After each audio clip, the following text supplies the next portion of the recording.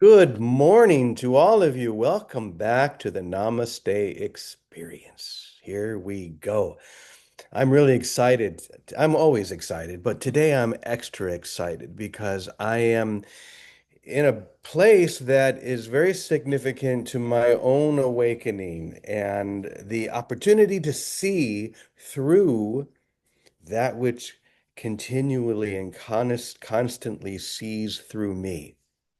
That's interesting, isn't it? The ability to see through that which always sees through me, or through my definition of me, through the identity that I've claimed. It sees right through it all and focuses only on what is real. And that's what we do here every day, to have the opportunity to come together, to share that single view of reality itself, the Holy One that is behind every identity, the Holy One. So that's what we're going to do today. I'll explain a bit more as we go who is with me. But first, I want to say welcome back to you, Vicky.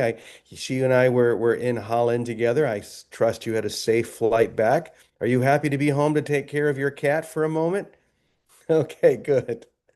Well, let's dive right in. I'm going to go ahead and we're going to do the opening prayer. Let me go ahead and put it up on the screen. And we're going to do the prayer that, it's nice to switch back and forth. So we're going to do the prayer that we have been doing for a long time that you all know very well, the prayer for the awakened. So claim this now. My soul has but one goal, to awaken to the truth that is forever true. My heart has but one desire, to remember the passion of infinite bliss. My mind has but one focus, to embrace the reality that is forever real. I choose to awaken now to the infinite love that is my source. I give everything to this love, just as it has given everything to me. I am awake now, right now. So let's dive right in. In fact, diving right in is exactly what we're going to be doing today. Diving into the fire that we love to dance around, to stay at the edge of. But today we are called to dive into the very center of this fire with no fear at all, no fear that something real could be burned or destroyed, knowing that only the unreal can be transformed into that which is forever real. That's what that prayer is all about. That's all it's really saying. Or as the introduction of A Course in Miracles says, nothing real can be threatened, nothing unreal even exists. So what are you so worried about? If nothing unreal even exists, there's nothing that can limit us or hold us back. The only thing that can limit or hold us back is, guess what? Our mind. So we need to be freed of this consciousness of lack or the consciousness of sitting at the edge of the fire, not getting too close, thinking that somehow something real could be burned.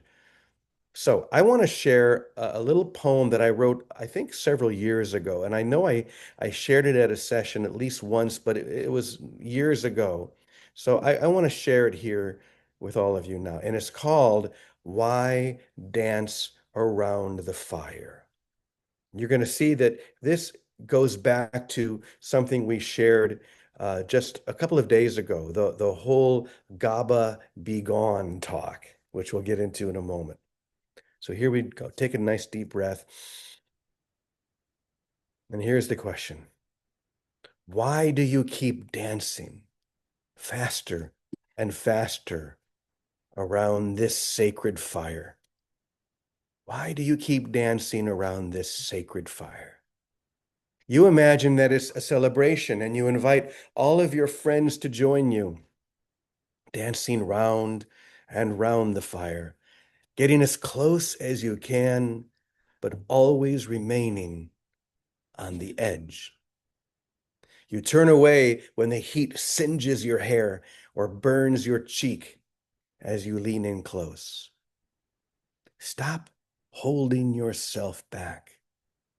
This fire was meant to burn away the you that you've claimed until now.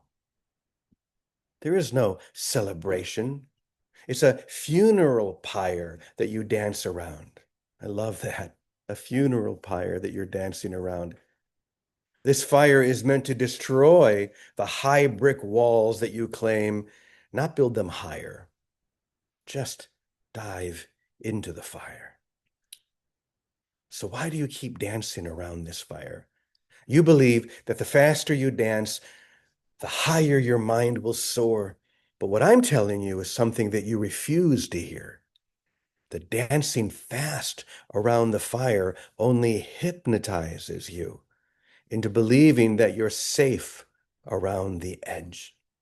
The only true safety you'll find is at the very center of this great blaze, the very heart of this flaming pyre.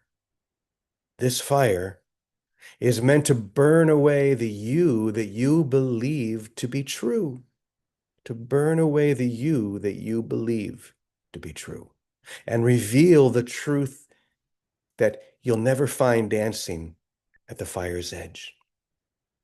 So why do you keep dancing when the beloved is waiting for you in the center, the very center of the rising flames? Dive, dive into this fire. Be burned alive by the heat of God's holy breath. Be burned alive by the heat of God's holy breath. Why would we be afraid of such a transformative gift?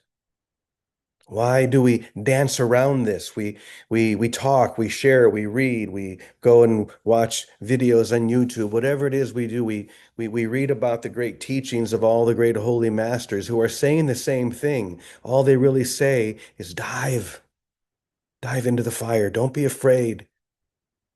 We're so afraid that it's going to hurt us or singe our skin or whatever it may be. But all the great masters are telling us the same thing. There's nothing for you to fear.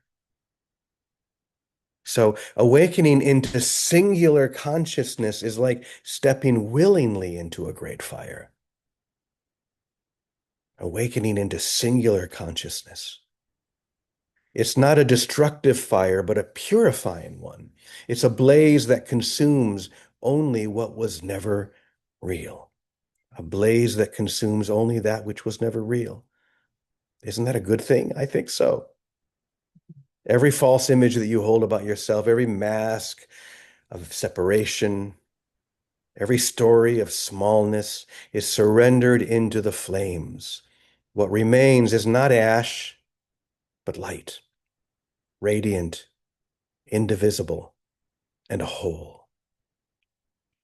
So let's talk a bit more of that GABA, the inhibitor in the brain that we talked about a couple of days ago. We talked about how there is a neuron in all of our brains that they call GABA. I can't say the whole term, but GABA is just the abbreviation. It's this inhibitor that keeps us in check, keeps your identity set, rather than releasing into the wholeness of your true reality, of your true identity. And it's only when there are certain moments in our lives, whether it be a near-death experience, sometimes in certain plant-based journeys, where that GABA inhibitor reduces to the point, relaxes to the point that we can see through the veil. A window appears. In the very limited experiences that I've had with, say, psilocybin, for example, I've always felt that it was as if a window suddenly appeared through which I could see the real world. And so the question then is, well, why not just go through that window? Why not just dive into that fire? And that's what we're called to do now. And certainly we don't have to have a plant journey. We don't have to have a near-death experience. But just knowing, I think, that the brain is infused with this inhibitor. Now, we could say, well, the brain is not real, just as the world is not real. This is not who I am. And certainly that's true. However, we process through this receiver. That's what the brain really is. The brain doesn't, this is not where our identity is. This is not where our conscious is. We like to think that, well, my consciousness is contained in this thing up here. No, this is a receiver. But these inhibitors that we have inside this receiver, this is what keeps us from expanding in every direction into reality itself. So basically, what I think we're trying to get now is that the inhibitor, the GABA, really that we have introduced into our lives and keep us set in our identity is basically fear itself. Who was it? I think it was Winston Churchill has said, "You have nothing to fear but fear itself." Fear is the neutral inhibitor in each one of us. It works like the GABA inhibitor in the brain, just as that neurotransmitter quiets neurons and prevents full activation. Fear suppresses the mind's natural expansiveness. It convinces us to shrink back from the fire, to resist the burning away of illusions, and to cling to the familiar shadows of separation.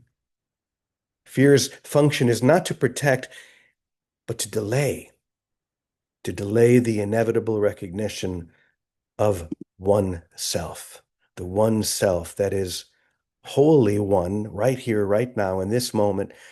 So let's dive together. Let's not hold back anymore. Fear is the only inhibitor, and we're just called to release that fear. Fear of what? The ego doesn't even know. The ego doesn't even know what it's afraid of. It just knows that fear itself is the mechanism through which it can hold on to its strange attachment to what it thinks is real. Fear is the rope that it ties around us and says, just don't go anywhere, don't leave, stay with me here. But the moment has come. Each and every single one of us have come to the point where we see very clearly not what we have done. The identity certainly has wrapped that rope, but the identity is not who I am. There's no such thing as a James. There's no such thing as a Vicky. That's ridiculous to even think such a thing. To think that there's a Vicky. There is no Victoria.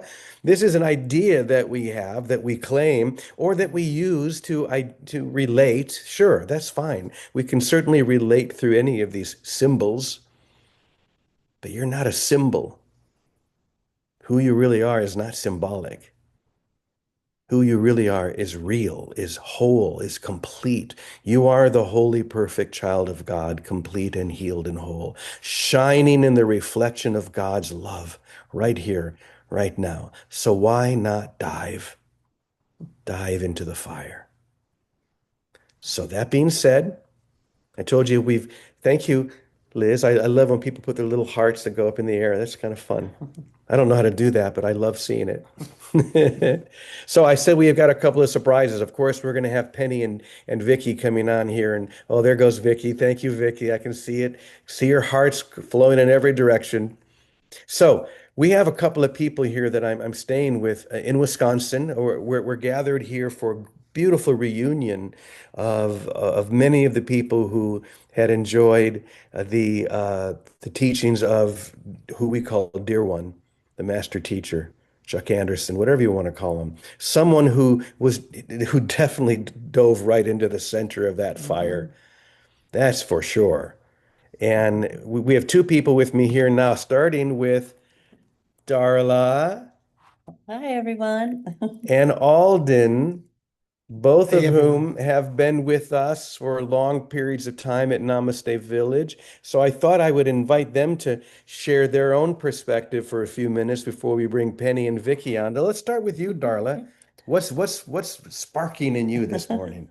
Hi, everyone. So delighted to be here with you. And what a gift to have James here with us. We're going to have quite the party in the center of the fire, and we're very excited about that. What is that? I'm so inspired by what James said and shared. What is the center of that fire but the heart of God, right, Vicky? Right in the middle of the heart of God and the light of God and the love of God. I think there's a line in the Course in Miracles that says, you're not even really afraid of God. You think you're afraid of God, you're afraid of love. You're just afraid of that core center of love. And we're grown-ups here. Uh, Right, Penny? We're always teaching grow up in God, mature. Jesus told us that even in the Bible. You know, you need to grow up past being just children. You are the sons and daughters of God. And so we've all learned, this is what we'll celebrate this weekend in that heart of the fire is we've all learned even to extend beyond brotherly love, even. We've experienced brotherly love. What's the next step? Fatherly love, motherly love. And what is that but an aspect of the Father? There's only one. So there's only one God. And of course, that's the mother, the father, the son, all of it. And we've learned to love in that way with fatherly love and the heart of the motherly love. And that's bigger than brotherly love. And that's the heart and the center. So we're celebrating that this weekend together. We're just going to go right in the center and go out of time together and remind each other there's only one of us. And we're going to be the Christ, the center as the Christ that is all the rays spreading out from that center of the Christ. So you'll be with us. Every one of you will be with us because you're in our minds and our hearts and in the Christ with us. So, Vicky, we'll see you in just a flash. And thank you, everyone. I love you, and we'll have you with us. Amen. Oh, Thank thank you, Darla. And now, our dear brother, Alden. Good morning, Alden. Good morning, everyone. Thank you, James and Darla. We're so grateful that now you're joining us in this reunion of the Light of God that's happening right here in Wisconsin Dells. And it's a growing thing that we've spent like a year planning slowly, but not very and sporadically or whatever. But it's now together for it starts tomorrow. And it's we're so glad that Vicky and James are bringing Namaste Village, which is all of you, into this experience as well. And James mentioned an idea this morning that's like what this fire idea is, and it's called being ordained. And I would just like to remind everyone that they are ordained as the sons of God you. and the saviors of the world. We're moving beyond the old structural forms of communities and academies dedicated to teacher-student relationships to where we're all friends here. It's the 21st century version of the old ashram that the gurus and the chelas had. We're moving into this new environment that it's a literal living in the fire of the transformation through our acceptance now, through our being ordained. Now we're initiated. And like Jesus says in the Course, it's not a change, it's just a recognition. And it's time now for all of us to recognize that we're all friends, we're all brothers in this, we're all sons in this vast Christhood that joins us all together as one.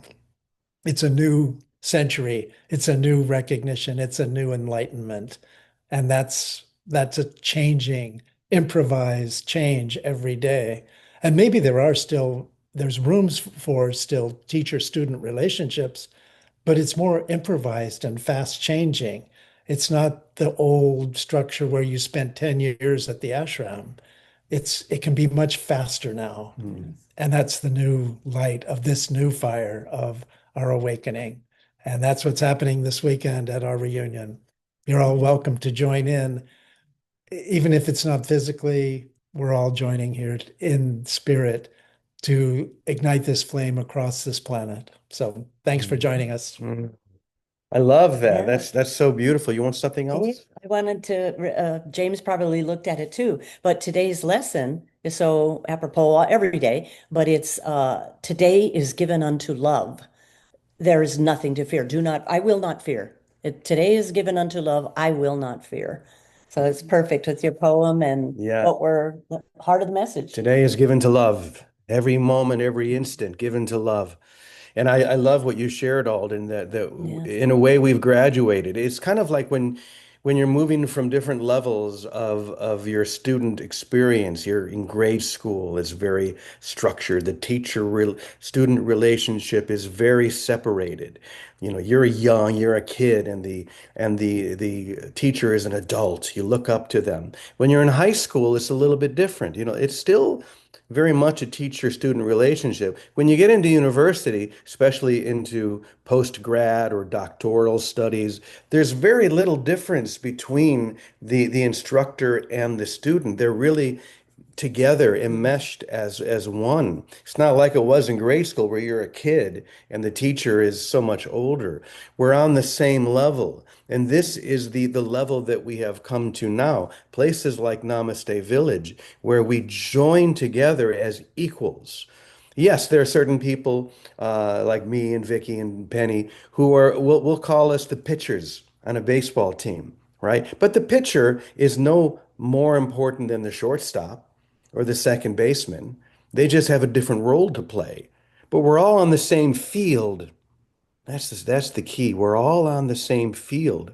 And the need to have the guru student, much like grade school or high school, has been reduced now. We are one. We're just calling each other into the fire, into the center of that great fire. I love that. Thank you for saying that, Alden. So I'll tell you what. Let's start with our dear Penny Honey there in Namaste Village. We love all of you. I miss you all. I can't wait to get back. And Penny, I want to hear what you have to say about that great fire we're diving into. Good morning. It's good to see all of you. Thank you. What joy to get to connect like this, right? Really. This is really a tip of the hat once again to Rosh Hashanah, new beginnings, the new year. That's what we're talking about. That jumping into the fire, I love that visual.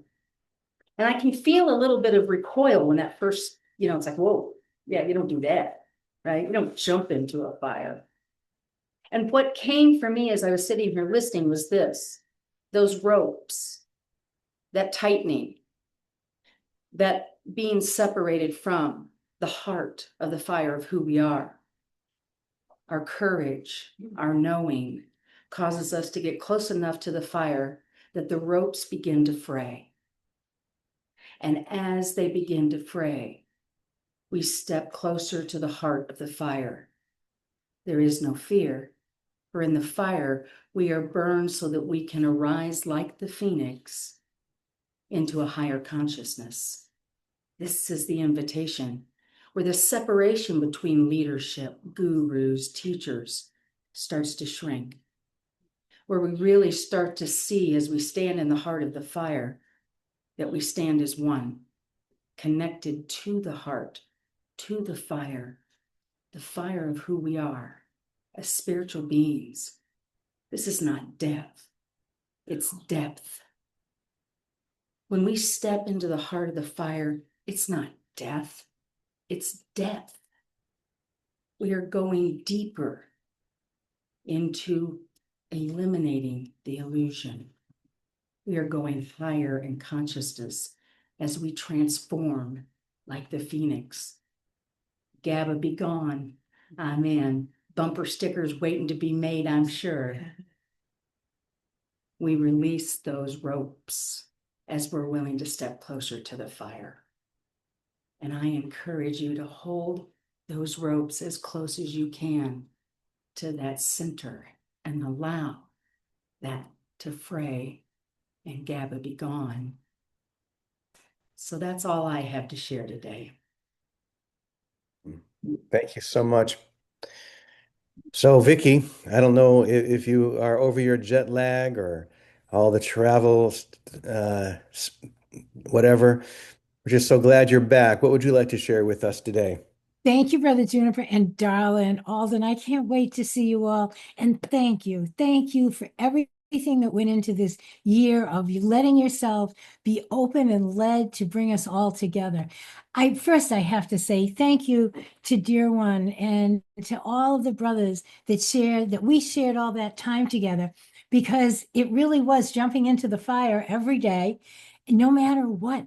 And the truth is purification is necessary first, and then miracles are natural because it is our nature to be the living Christ. It's not a new identity, it's what we've always been.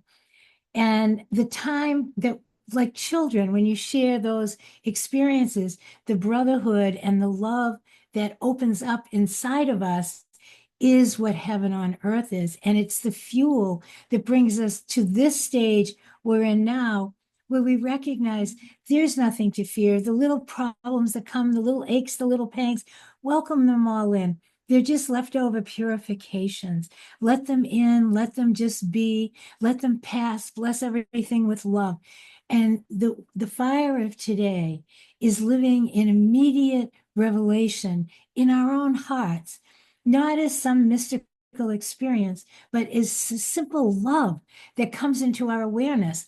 When you to do anything, this morning I'm in a coffee shop and I see someone that could use a few dollars, and you just, oh, here, hi, how are you? Nice to see you. It's immediate revelation of our oneness. That's what's happening. And the freedom, GABA be gone. That was a good one. No more inhibitions to be afraid of love anymore. That's what all of that was. We were just afraid of love. And it seemed to burn because we seemed to believe that we had separate things to protect. But hopefully, and as I witnessed right here, we have nothing to protect. Love doesn't need protection. Love needs celebration. We are the celebration of that. That's our function in time. As we celebrate love and trust it radically, trust love, no matter what else is happening. As we trust it, our experience here isn't exactly like children to a teacher. It is being the bringers of this new experience. In the Course, Jesus says we're leaving projection and we're moving into the extension of the Christ love and light. And as we hold our energies in that joy and that oneness, what unfolds through our every step and our every breath is that experience literally of heaven on earth. And that's where we are today. And we all join in with that wherever we are, at whatever level. Just hold hands, that's brotherhood, and we enter into the same place together. Thanks, Brother Juniper Joe. Thank you, Darlene, Alden, and Penny. Thank you. Thank you. Thank you, Vicky. Thank you, Penny. Thank you, Alden and Darla. Thanks to all of you, everyone. Those of you who are at Namaste Village, my dear family there, and everyone on Zoom, our extended family, all of you watching on YouTube. We're one. There's only one thing that's happening here, and that one thing is love. So, as Vicky said, trust love radically. As you know, I'm a radical. I believe in doing this in a radical way. That's why I've always loved St. Francis. Only love, only God, only now. Thank you, Vicky. That's it. That's about as radical as you can get. There is only love. There is only God. There is only right now, this very moment. All we need to do is to give ourselves wholly and fully to this moment. And GABA be gone. The fear disappears. The inhibitor shrinks right before our eyes, and suddenly our crown chakra opens up. I think this is what the mystics were referring to. The crown chakra opening is basically the reduction of those GABA inhibitors, the fear that keeps us locked in our identity. Suddenly, we're open and we can see that which was forever able to be seen. We just have to open up our eyes. That's the beauty and the joy of being able to come together like we do here every day. And yes, it's going to be really exciting for us who are here in Wisconsin. There can be about 120 people coming to celebrate, to jump into the fire together, and to know that the truth within us cannot be harmed. There's nothing to be burned that is real. The only thing that's burned away is the unreal. And that's what we claim. We claim love alone radically. What does that look like? Who knows? It's going to look different for each one of us, different in every moment, but it's going to feel the same. There's going to be a depth, not death. as you said, Penny. I love that. There is a depth of experience that is wholly unlike anything of this world, and you know it when you're in it. I remember the very first time, back in probably 1991, when a friend of mine from here sent me an audio tape of the master teacher, and I heard that voice and I heard that certainty. That's what I heard and felt. I heard and felt someone who was absolutely certain in the radical nature of love. And something went off inside me like an atomic bomb. And I've never been the same. Never been, and never want to be the same. Because it was like the fear, those inhibitors, the internal GABA just dissipated. We don't need it anymore. All we need is love, however it shows up every moment. And to that, we say, Amen, Amen, Amen, y punto. We love you all. See you tomorrow. Have a great day, everybody. Namaste.